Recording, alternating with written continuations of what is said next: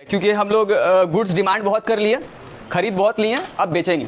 Government आपको producer को subsidy देता है कि आप गुड्स बना रहे हो, हमसे पैसा थोड़ा ले लो। सीजन चला गया अगर मैंगो का, भले आप जो भी कर लिए, आप जो 1000 रुपये पर केजी देने के लिए रेडी रहिएगा, लेकिन मैंगो का सप्लाई नहीं आ पाएगा।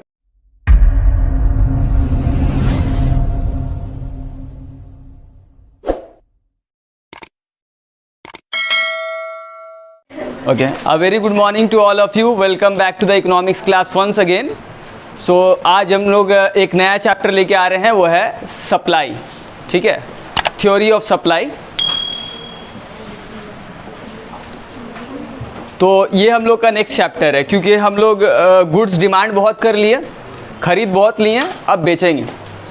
अब हम लोग कंज्यूमर नहीं है बल्कि सप्लायर है, प्रोड्यूसर है। ठीक है, तो अब हम लोग का चैप्टर है थ्योरी ऑफ सप्लाई। डिमांड हो गया, आज हम लोग पढ़ेंगे सप्लाई, थ्योरी ऑफ सप्लाई। ठीक है, तो ये पिक्चर इसलिए है क्योंकि सप्लाई स्टार्ट कहाँ से होता है? प्रोडक्शन से। अगर गुड्स का प्रोडक्शन ना हो तो सप्लाई नहीं होगा। तो प्रोड्यूसर गुड्स का सप्लाई करता है और ट्रेडर भी गुड्स का सप्लाई कर सकता है। जैसे कि हम एक मैन्युफैक्चरर से, प्रोड्यूसर से गुड्स खरीद रहे हैं और उसके बाद हम बेच रहे हैं, तो हम चाहें तो मार्केट में बेचें, सप्लाई करें, या तो नहीं करे। तो ट्रेडर भी गुड्स का सप्लाई करता है, लेकिन स्टार्ट प्रोडक्शन से ही होता है। अगर प्रोडक्शन ना हो तो सप्लाई नहीं होगा। तो इसलिए ऐसा पिक्चर है आपको यहाँ पर। तो यहाँ पर देखिए, सबसे पहला जो टॉपिक है सप्लाई पे, वो है सप्लाई का डेफिनेशन। What is supply? ठीक है, तो सप्लाई का मतलब क्या होता है? Supply refers to the quantity of a commodity which producers और sellers are willing to produce and offer for sale. जितना वो प्रोड्यूस करने का उसका प्रोड्यूसर का विलिंगनेस है, जितना वो चाह रहा है प्रोड्यूस करना और मार्केट में बेचना, इसको हम लोग सप्लाई कहते हैं। ठीक है, सप्लाई मतलब मार्केट में गुड्स का कितना सप्लाई है, वो मतलब कितना मार्केट में वो गुड्स निकाल रहा है, वो प्रोड्यूसर निकाल रहा है बेचने के लिए, इसको हम लोग क्या कहते हैं? सप्लाई कहते हैं। At a particular price during a particular period of time. Price और टाइम मेंशन करना यहाँ पर ज़रूरी है, जैसे कि डिमांड में भी था, ज़रूरी था मेंशन करना। यहाँ पर भी प्राइस और टाइम मेंशन करना ज़रूरी है। क्यों प्राइस और टाइम मेंशन करना ज़रूरी है? जैसे कि अगर हम बोलते हैं कि अगर हम टाइम मेंशन नहीं करते हैं, जैसे हम बोलते हैं कि ये जो फ़ोन है, ठीक है, ये फ़ोन का जो है सप्लाई 1000 पीस है, तो इसका सेंस नहीं बनता जब तक हम ये नहीं बोलते ये फ़ोन का जो सप्लाई है वो एक दिन में हज़ार पीस प्रोड्यूसर मार्केट में निकालता है बेचने के लिए, एक हफ्ता में या एक साल में। तो अगर आपसे हम बोलेंगे कि अगर इसका सप्लाई, ये फ़ोन का सप्लाई एक दिन में 1000 पीस है, ठीक है, एक दिन में 1000 पीस है, तो आप बोलिएगा हाँ, अच्छा खासा मार्केट में सप्लाई, एक दिन में ये प्रोड्यूसर जो है 1000 पीस मार्केट में सप्लाई कर देता है। अगर हम बोलेंगे ये फ़ोन का सप्लाई 1000 पीस है एक साल में, तो बोलिएगा ज़्यादा सप्लाई नहीं है। तो टाइम मेंशन करना ज़रूरी है। ये जो सप्लाई है 1000 पीस, वो कितना टाइम में है, ठीक है। और प्राइस भी मेंशन करना ज़रूरी है, क्योंकि अलग अलग प्राइस पे अलग अलग सप्लाई होता है। आप ये देखिएगा कि ज़्यादा प्राइस में प्रोड्यूसर ज़्यादा सप्लाई करता है और कम प्राइस में कम सप्लाई करता है, ठीक है। तो इसलिए प्राइस भी मेंशन करना ज़रूरी है कि ये जो सप्लाई है 1000 पीस, ये 1000 पीस सप्लाई तब है ये फ़ोन का जब ये फ़ोन का प्राइस 10,000 रुपीज़ है, ठीक है। अगर ये फ़ोन का प्राइस 15,000 हो जाए तो सप्लाई 1000 पीस नहीं होगी, 2000 पीस हो सकता है। तो अलग अलग प्राइस पे अलग अलग सप्लाई होता है, इसलिए प्राइस भी मेंशन करना ज़रूरी है। और ये क्यों होता है कि प्राइस ज़्यादा होने से सप्लाई ज़्यादा होता है, उसके बारे में अभी हम लोग पढ़ेंगे, ठीक है। फिलहाल सप्लाई का डेफिनेशन समझ में आया। अब हम लोग नेक्स्ट टॉपिक जो अभी हम बताए थे, प्राइस बढ़ने से सप्लाई क्यों बढ़ता है, तो वो यहाँ पर हम लोग एक्चुअली पढ़ेंगे। ये टॉपिक जो है फैक्टर्स अफेक्टिंग सप्लाई, या इसको हम लोग डिटर्मिनेंट्स ऑफ सप्लाई भी बोलते हैं। क्या फैक्टर्स है जिसके ऊपर सप्लाई डिपेंड करता है? सप्लाई ज़्यादा हो सकता है, कभी कभी कम हो सकता है। तो वो कौन सा फैक्टर्स है जिसके ऊपर सप्लाई डिपेंड करता है? डिटर्मिनेंट्स ऑफ सप्लाई क्या है? सप्लाई क्या चीज़ से डिटरमाइन होता है कि सप्लाई ज़्यादा होगा या कम होगा? तो ये सब फैक्टर्स हैं। तो सबसे पहला फैक्टर्स जो है वो क्या है? Quantity supplied. पहला फैक्टर नहीं है, क्वांटिटी सप्लाइड मतलब हो रहा है कि क्वांटिटी सप्लाइड क्या फैक्टर्स के ऊपर डिपेंड कर रहा है। तो क्वांटिटी सप्लाइड डिपेंड कर रहा है प्राइस ऑफ अ कमोडिटी के ऊपर, सब्सिडी के ऊपर, इतना सारा फैक्टर्स के ऊपर डिपेंड कर रहा है, ठीक है। तो सबसे पहले हम लोग बात करते हैं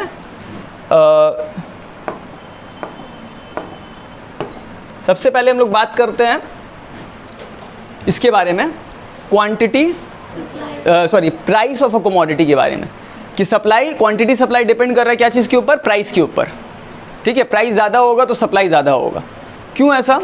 क्योंकि देखिए रीज़न इसका ये है कि हम लोग जो है, अगर आपको कोई गुड्स का प्रोडक्शन स्टार्ट करना है, कोई बिज़नेस स्टार्ट करना है, तो आप क्या सोचिएगा कि कौन सा गुड्स का हम प्रोडक्शन करें। आप वही गुड्स प्रोड्यूस करना चाहिएगा जिस पे आपको प्रॉफिट दिखेगा। मेन तो मकसद बिज़नेस का प्रॉफिट है, प्रोडक्शन का मेन मकसद क्या है, प्रॉफिट है। और प्रॉफिट क्या चीज़ के ऊपर डिपेंड करता है, प्राइस के ऊपर।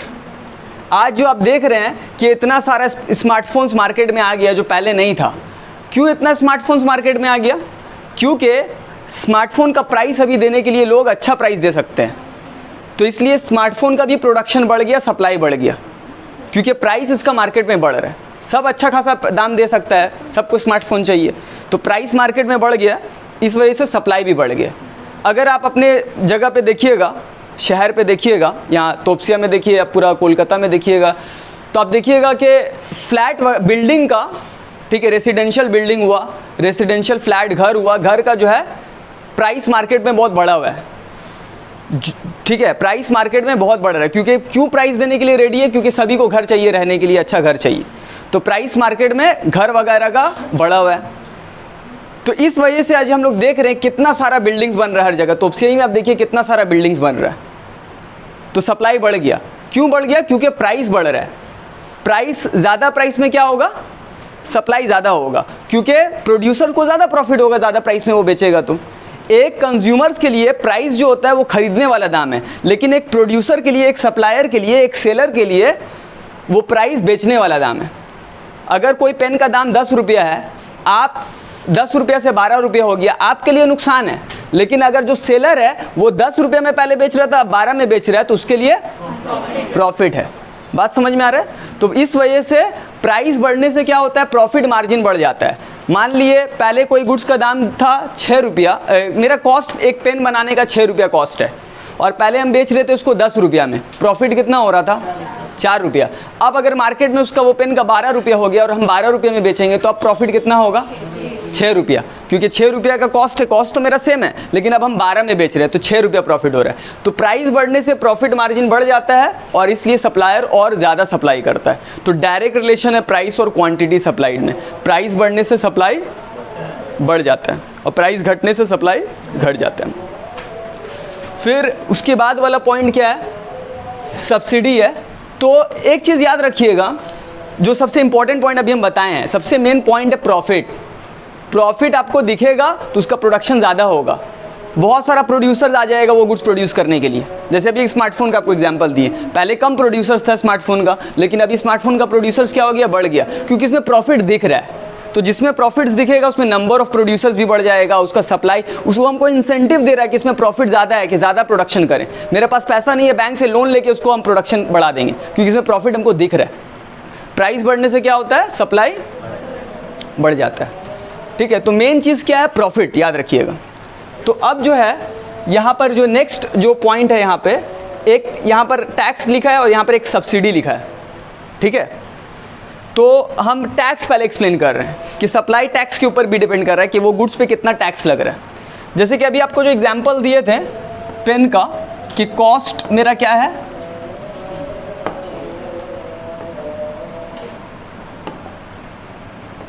पेन का कॉस्ट ₹6 है, ठीक है।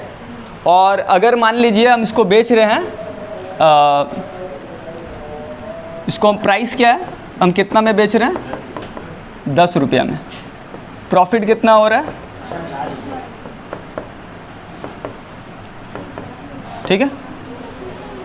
लेकिन गवर्नमेंट सपोज क्या बोल रहा है कि ये जो पेन आप बना रहे हैं, हमको 2 रुपया टैक्स देना पड़ेगा एक पेन का। गवर्नमेंट अगर ये पेन पे टैक्स लगा दे, ठीक है, कॉस्ट मेरा कितना है, 6 रुपया, अब हमको गवर्नमेंट को भी 2 रुपया देना पड़ेगा एक पेन पे। तो अब मेरा कॉस्ट कितना हो गया पेन बनाने का, 8 रुपया हो गया। क्योंकि 6 रुपया मेरा लग रहा है यहाँ पर खर्चा लग रहा है, 2 रुपया गवर्नमेंट को देना पड़ेगा, तो मेरा टोटल कॉस्ट कितना हो गया, 8 रुपया मेरा चले जाएगा। तो मेरा प्रॉफिट क्या हो जाएगा, 8 रुपया कॉस्ट हो गया। अगर हम 10 में बेचेंगे, मार्केट में प्राइस 10 रुपया है, ठीक है, तो प्रॉफिट कितना होगा, 2 रुपया। तो टैक्स लगाने से मेरा कॉस्ट बढ़ जाता है और मेरा प्रॉफिट मार्जिन कम हो जाता है। तो सप्लाई बढ़ेगा या घटेगा, सप्लाई घट जाएगा। जिसमें प्रॉफिट ज़्यादा नहीं हो रहा है वहाँ पर बहुत सारा प्रोड्यूसर छोड़ देगा, इसमें ज़्यादा प्रॉफिट नहीं है, हमको अब इंसेंटिव नहीं मिल रहा है, उससे अच्छा हम दूसरा गुड सप्लाई करेंगे, ठीक है। जिसमें प्रॉफिट ज़्यादा होता है उसमें वही ना सप्लाई ज़्यादा होता है। अब इसमें प्रॉफिट मार्जिन तो ज़्यादा है नहीं, तो प्रोडक्शन क्यों ज़्यादा होगा इसका, तो इसका सप्लाई क्या होगा, घट जाएगा। तो टैक्स लगने से क्या होता है, ज़्यादा टैक्स अगर लग जाता है वो कोई गुड्स पे, तो उसका सप्लाई क्या होता है, घट जाता है, कम हो जाता है। और उसी तरह से एक पॉइंट सब्सिडी है। टैक्स क्या होता है, गवर्नमेंट टैक्स उस पर लगा देता है गुड्स पे, ठीक है। सब्सिडी जो है टैक्स का उल्टा है। गवर्नमेंट आपको, प्रोड्यूसर को सब्सिडी देता है कि आप गुड्स बना रहे हो, हमसे पैसा थोड़ा ले लो। टैक्स का उल्टा सब्सिडी है। तो अगर मान लीजिए, जैसे कि सेम एग्जांपल अभी हम ले रहे हैं, पहले क्या था, पहले प्रॉफिट कितना हो रहा था, 6 रुपया कॉस्ट है, 10 रुपये में पेन बेच रहे हैं, 4 रुपया प्रॉफिट हो रहा है। अब गवर्नमेंट क्या बोला कि आप एक काम करो, आप जो पेन बना रहे हो, ठीक है, कितना आपका कॉस्ट है, 6 रुपया, 2 रुपया सब्सिडी मेरे पास से ले लो। एक पेन आप बनाओगे, 2 रुपया हम आपको देंगे। मेरा पेन बनाने का कॉस्ट कितना है, 6 रुपया, लेकिन गवर्नमेंट हमको 2 रुपया दे रहा है पर पेन पे सब्सिडी, तो मेरा कॉस्ट कितना पड़ेगा, 4 रुपया, है ना। तो 4 रुपया मेरा कॉस्ट पड़ रहा है, 6 रुपया अब नहीं पड़ रहा है, क्योंकि 2 रुपया हमको गवर्नमेंट सब्सिडी दे रहा है, तो मेरा कॉस्ट 4 रुपया पड़ रहा है। तो अगर वही हम 10 रुपये में बेचेंगे तो प्रॉफिट मेरा कितना हो जाएगा, 6 रुपया। मतलब अगर गवर्नमेंट हमको सब्सिडी देता है तो मेरा कॉस्ट कम हो जाता है और मेरा प्रॉफिट मार्जिन बढ़ जाता है। और प्रॉफिट मार्जिन अगर मेरा बढ़ रहा है तो सप्लाई क्या होगा, बढ़ जाएगा। हमको ज़्यादा प्रॉफिट हो रही है, हमको इंसेंटिव दे रहा है कि हम ज़्यादा प्रोडक्शन करें और ज़्यादा सप्लाई करें। और बहुत सारा प्रोड्यूसर्स देखेगा, पेन का मार्केट में गवर्नमेंट सब्सिडी दे रहा है, हम भी प्रोडक्शन करते हैं, नंबर ऑफ प्रोड्यूसर्स भी बढ़ जाएगा, इसमें प्रॉफिट ज़्यादा है तो सप्लाई बढ़ जाएगा। तो सब्सिडी देने से क्या होता है, सप्लाई बढ़ जाता है। क्लियर है। तो सप्लाई डिपेंड करता है सब्सिडी के ऊपर भी, ठीक है। फिर एक पॉइंट यहाँ पर क्या है, price of related goods. Supply related goods का प्राइस के ऊपर भी डिपेंड करता है। जैसे कि एक फार्मर है मान लीजिए, और वो फार्मर अपना ज़मीन में चावल प्रोड्यूस कर रहा है, राइस प्रोड्यूस कर रहा है, ठीक है। अब मार्केट में क्या हो रहा है, वीट का यानी कि गेहूं का मार्केट में प्राइस बढ़ रहा है। तो आपको क्या लग रहा है, फार्मर को क्या करना चाहिए, गेहूं प्रोड्यूस करना चाहिए, वीट प्रोड्यूस करना चाहिए। तो वो अपना ज़मीन में चावल का प्रोडक्शन कम कर देगा और गेहूं का प्रोडक्शन बढ़ा देगा, ठीक है। तो क्या होगा, गेहूं का प्राइस बढ़ने से, वीट का प्राइस बढ़ने से राइस का सप्लाई क्या होगा, कम हो जाएगा, क्योंकि ज़्यादा प्रॉफिट हमको कौन सा दे रहा है, वीट दे रहा है। इसीलिए वीट का प्राइस बढ़ने से राइस का सप्लाई घट जाएगा। तो यानी कि राइस का सप्लाई डिपेंड कर रहा है उसका रिलेटेड गुड्स के ऊपर भी। मतलब जैसे कि ज़मीन में दोनों चीज़ प्रोड्यूस हो सकता है, क्योंकि कोई दूसरा क्रॉप का प्राइस बढ़ रहा है तो इसका सप्लाई कम हो जाएगा।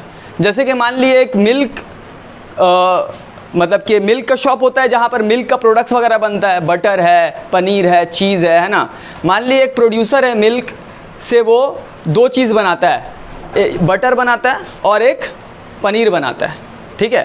पहले क्या था, बटर का सप्लाई वो ज़्यादा कर रहा था, अभी मार्केट में वो देख रहा है पनीर का प्राइस बढ़ रहा है, ठीक है। पनीर का प्राइस बढ़ रहा है तो वो मिल्क से क्या करेगा, बटर पहले ज़्यादा जो बना रहा था वैसे ही बनाते रहेगा या क्या करेगा, वो बटर का सप्लाई कम कर देगा, वही मिल्क से वो क्या करेगा, पनीर ज़्यादा बनाएगा।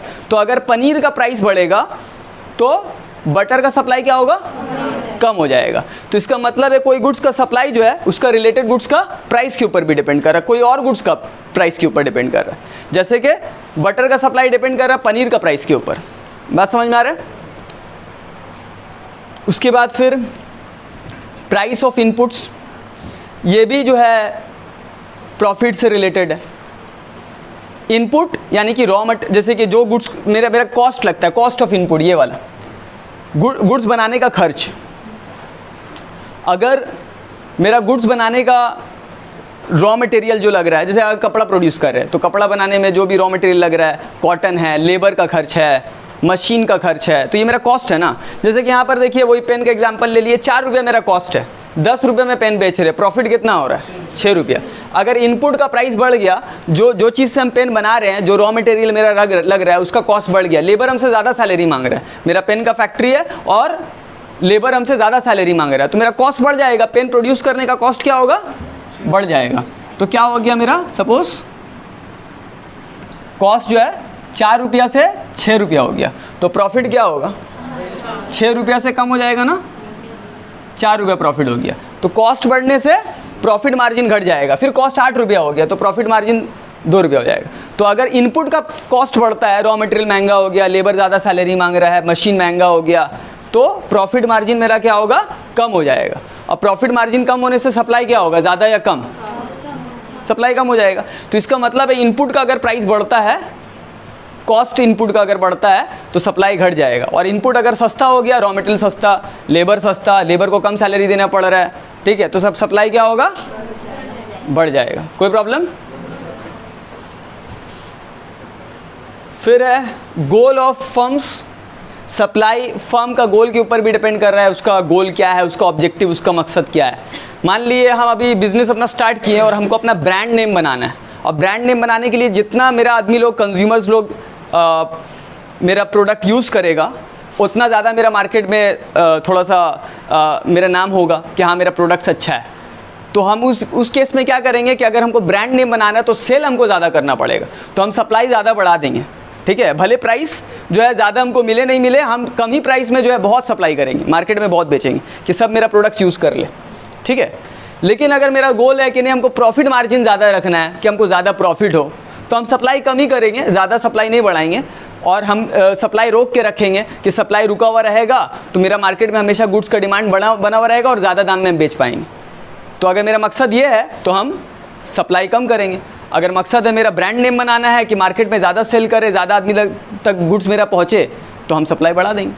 तो प्रोड्यूसर का मकसद क्या है, उसका ऑब्जेक्टिव, उसका गोल क्या है, हमको क्या करना है अभी, ठीक है, उसके ऊपर भी सप्लाई भी डिपेंड कर रहा है। फिर है नंबर ऑफ सप्लायर, तो सिंपल है, ज़्यादा सप्लायर होगा तो सप्लाई कम होगा गुड्स का या ज़्यादा होगा, ज़्यादा होगा। जितना ज़्यादा प्रोड्यूसर उतना ज़्यादा सप्लाई, कम प्रोड्यूसर तो सप्लाई भी कम होगा। तो सप्लाई डिपेंड कर रहा है कितना नंबर ऑफ प्रोड्यूसर्स है, सप्लायर्स है मार्केट में, ठीक है।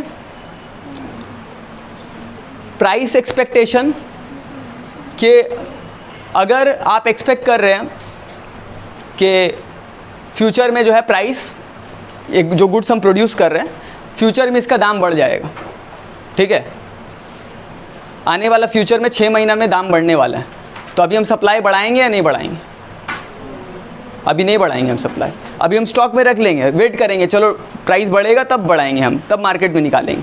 अभी हमको पता ही कि फ्यूचर में दाम बढ़ने वाला, तो ज़्यादा दाम में बेचेंगे। और अगर हम एक्सपेक्ट करें फ्यूचर में दाम कम हो जाएगा, तो अभी हम क्या करेंगे, अभी हम बेच सब निकाल देंगे, सब बेच के सप्लाई कर देंगे अभी हम। तो फ्यूचर में क्या होगा, एक्सपेक्टेशन क्या है प्राइस का, उसके ऊपर भी डिपेंड करता है सप्लाई। और लास्ट गवर्नमेंट पॉलिसी हम लोग का हो चुका है, गवर्नमेंट पॉलिसी में ये टैक्स सब्सिडी आ गया, ये तो गवर्नमेंट पॉलिसी ही है। और एक लास्ट पॉइंट क्या है, टेक्नोलॉजी। टेक्नोलॉजी के ऊपर डिपेंड करता है सप्लाई, कि अगर टेक्नोलॉजी इंप्रूव करता है, बेटर टेक्नोलॉजी है, मॉडर्न टेक्नोलॉजी है, तो सप्लाई बढ़ जाएगा। जैसे कि पहले हम लोग का अनाज का बहुत शॉर्टेज होता था इंडिया में, लेकिन मिड 1960s में, 1965 में करीब नया टेक्नोलॉजी इंडिया में आया, ग्रीन रेवोल्यूशन टेक्नोलॉजी, जिसकी वजह से एग्रीकल्चर प्रोडक्शन बढ़ गया, खेती का प्रोडक्शन बढ़ गया। तो ये मॉडर्न टेक्नोलॉजी की वजह से हुआ। कपड़ा का प्रोडक्शन आज क्यों बढ़ गया, क्योंकि बड़ा बड़ा फैक्ट्री में मॉडर्न मशीन्स है, जो कम टाइम में मशीन के ज़रिए बहुत स्पीड में बहुत ज़्यादा प्रोडक्शन बढ़ गया, ठीक है। और मॉडर्न टेक्नोलॉजी की वजह से कॉस्ट भी कम हो जाता है, और कॉस्ट कम होने से प्रॉफिट मार्जिन बढ़ जाता है, तो प्रोड्यूसर और ज़्यादा ही सप्लाई करता है। तो टेक्नोलॉजी अगर इम्प्रूव करता है, बेहतर मॉडर्न टेक्नोलॉजी आ जाता है, तो सप्लाई मार्केट में बढ़ जाता है गुड्स का, और टेक्नोलॉजी अगर वही पुराना है तो सप्लाई कम रहता है। तो ये हुआ फैक्टर्स अफेक्टिंग सप्लाई। कोई दिक्कत? नो दिक्कत। अब जो हम लोग का टॉपिक है वो है लॉ ऑफ सप्लाई, ठीक है। तो लॉ ऑफ सप्लाई, जैसे लॉ ऑफ डिमांड था, यहाँ पर भी ऐसी सप्लाई का लॉ है, law of supply. Law of supply क्या कहता है कि जब भी कोई गुड्स का प्राइस बढ़ता है तो उसका सप्लाई क्या होगा, बढ़ जाएगा, और जब भी कोई गुड्स का प्राइस कम होगा तो उसका सप्लाई कम हो जाएगा। मतलब प्राइस और क्वांटिटी सप्लाइड में डायरेक्ट रिलेशन है, ठीक है। लेकिन यहाँ पर भी आपको ये मानना पड़ेगा कि other factors of supply, other things remaining same constant, other things remaining constant. जैसे लॉ ऑफ डिमांड में था, वहाँ आपको एक्सप्लेन किए थे क्यों ये अजम्पशन लेना पड़ता है कि अदर फैक्टर्स कांस्टेंट हो, नहीं तो लॉ काम नहीं करेगा। यहाँ पर भी वही कंसेप्ट है, ये आपको लिखना पड़ेगा कि other things remaining same, other factors remaining constant. ये आपको लिखना पड़ेगा कि अदर फैक्टर्स कांस्टेंट है, तब हम लोग बोल सकते हैं कि प्राइस बढ़ने से सप्लाई बढ़ेगा और प्राइस घटने से सप्लाई घटेगा, ठीक है। क्योंकि मान लिया अगर प्राइस बढ़ा, सप्लाई बढ़ना चाहिए, लेकिन साथ में इनपुट का भी प्राइस बढ़ गया, रॉ मटेरियल महंगा हो गया, मशीन महंगा हो गया, तो सप्लाई नहीं भी बढ़ सकता है। तो हमको मानना पड़ेगा कि रॉ मटेरियल का प्राइस, इनपुट का प्राइस कांस्टेंट है। जितना भी अदर फैक्टर्स है, अदर फैक्टर्स मतलब क्या हो रहा है, फैक्टर्स अदर देन प्राइस, मतलब ये प्राइस को छोड़ के बाकी जितना भी फैक्टर है, subsidy, price of related good, जितना भी फैक्टर है सब अदर फैक्टर्स हो गया। ये अदर फैक्टर्स कांस्टेंट है, उसके अगर ये कांस्टेंट रहता है तब हम लोग बोल सकते हैं प्राइस बढ़ेगा तो सप्लाई बढ़ेगा और प्राइस घटेगा तो सप्लाई घटेगा। यही है लॉ ऑफ सप्लाई, ठीक है। और इसका रीज़न तो हम आपको थोड़ा देर पहले बता दिए। क्वेश्चन आता है कि explanation of law of supply, आप एक्सप्लेन किए क्योंकि लॉ ऑफ सप्लाई को, मतलब ऐसा क्यों होता है कि प्राइस बढ़ने से सप्लाई बढ़ता है। और ये टॉपिक को हम लोग एक और चीज़ बोलते हैं, वो क्या बोलते हैं,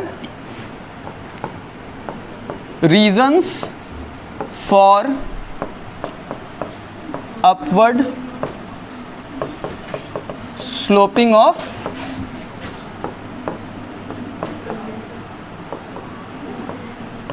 reasons for upward sloping of supply curve. कि सप्लाई कर्व अपवर्ड स्लोपिंग क्यों होता है, कोई भी कर्व अपवर्ड स्लोपिंग क्यों होता है, ये तो आपको पता है। कोई भी कर्व अपवर्ड स्लोपिंग क्यों होता है, जब डायरेक्ट रिलेशन होता है, और हमको पता है प्राइस और सप्लाई में डायरेक्ट रिलेशन है, और इस वजह से सप्लाई कर्व अपवर्ड स्लोपिंग होता है। तो आपको ये एक्सप्लेन करना पड़ेगा, अगर ये क्वेश्चन पूछता है रीज़न क्या है अपवर्ड स्लोपिंग सप्लाई कर्व का, तो आपको एक्सप्लेन करना पड़ेगा कि प्राइस और सप्लाई में क्यों डायरेक्ट रिलेशन है। तो इसका 2 पॉइंट पे आप एक्सप्लेन कर सकते हैं। एक, नंबर 1,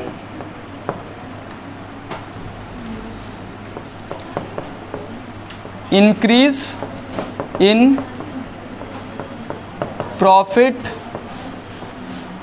मार्जिन, और number 2, increase in number of. ये 2 पॉइंट में आप इसको एक्सप्लेन कर सकते हैं, जो कि अभी हम ऑलरेडी आपको एक्सप्लेन किए ही थे। आप ये बोलिएगा कि प्राइस बढ़ने से क्या होता है, प्रॉफिट मार्जिन बढ़ जाता है। ये इंसेंटिव देता है प्रोड्यूसर को कि वो ज़्यादा प्रोड्यूस करे, इसमें ज़्यादा प्रॉफिट है, इसलिए प्रोडक्शन बढ़ जाता है और सप्लाई बढ़ जाता है। और प्राइस बढ़ने से प्रॉफिट मार्जिन घट जाता है तो कुछ फ़ायदा नहीं है, तो सप्लाई भी घट जाता है।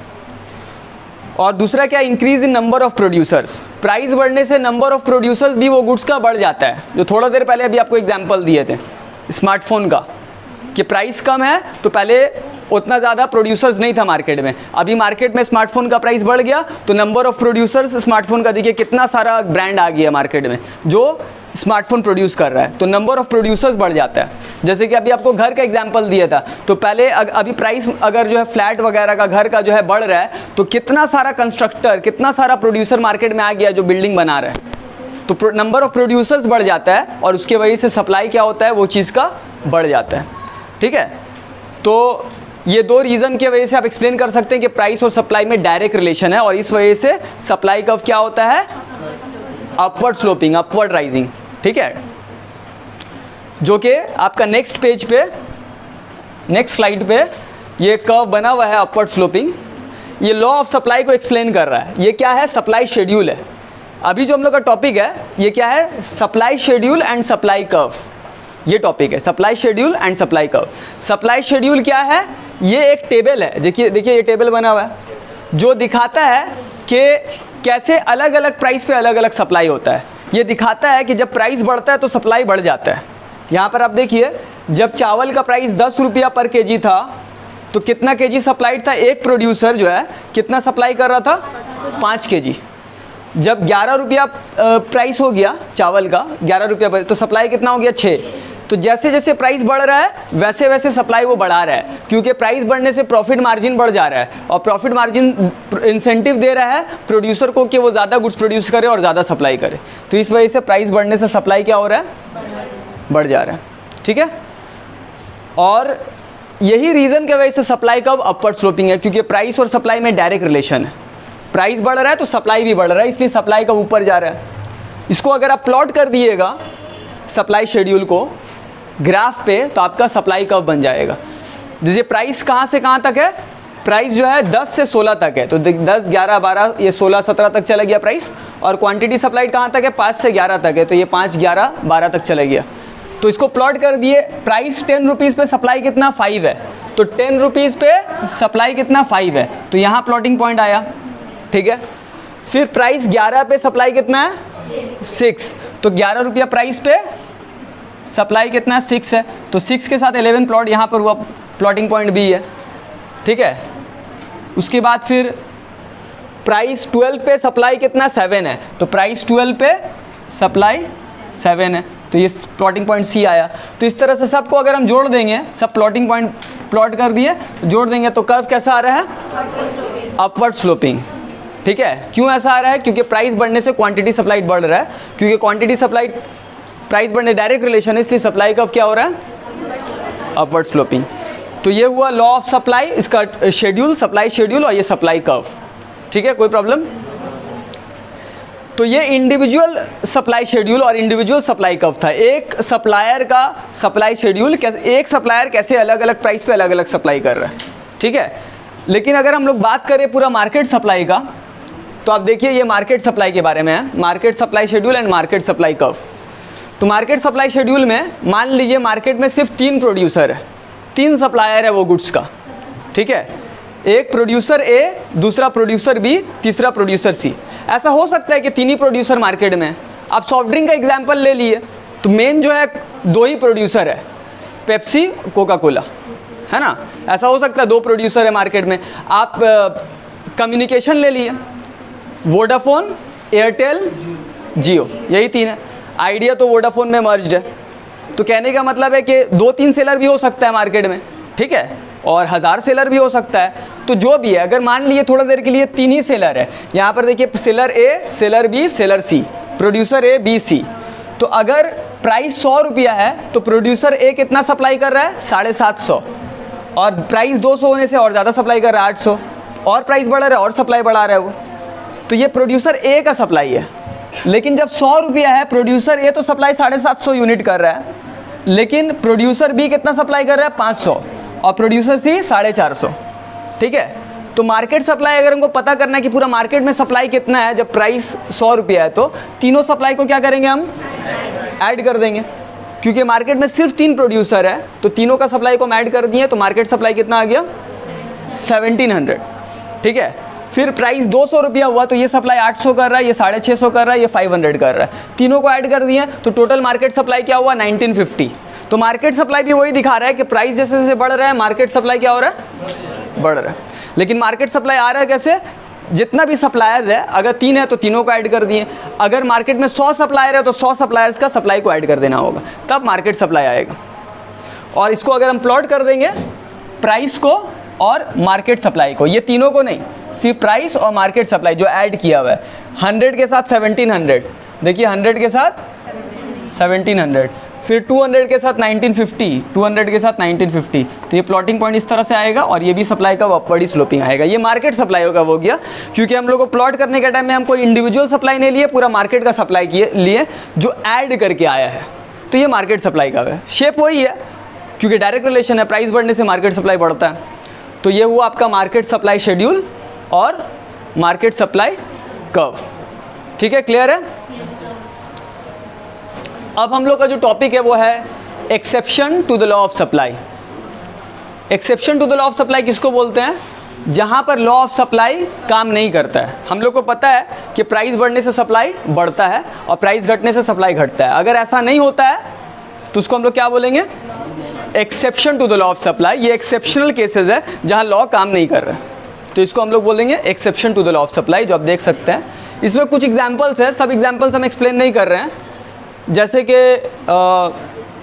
ये दो का तो डायग्राम बना हुआ है, और सबसे पहले ये शॉर्ट में ये वाला इजी पॉइंट इसको एक्सप्लेन कर दें। Expectation of change in price, ठीक है, आपको पता है लॉ ऑफ सप्लाई कहता है प्राइस बढ़ने से सप्लाई बढ़ेगा, ठीक है। अभी मार्केट में एक गुड्स का प्राइस बढ़ रहा है, ठीक है, एक गुड्स है मार्केट में, उसका सप्लाई मतलब प्राइस बढ़ रहा है, लेकिन अगर आप एक्सपेक्ट कर रहे हैं कि फ्यूचर में इसका प्राइस, जैसे प्याज मान लिए, हम एक्सपेक्ट अभी देख रहे हैं प्याज का दाम बढ़ रहा है और हम एक्सपेक्ट कर रहे हैं कि फ्यूचर में प्याज का दाम और बढ़ने वाला है।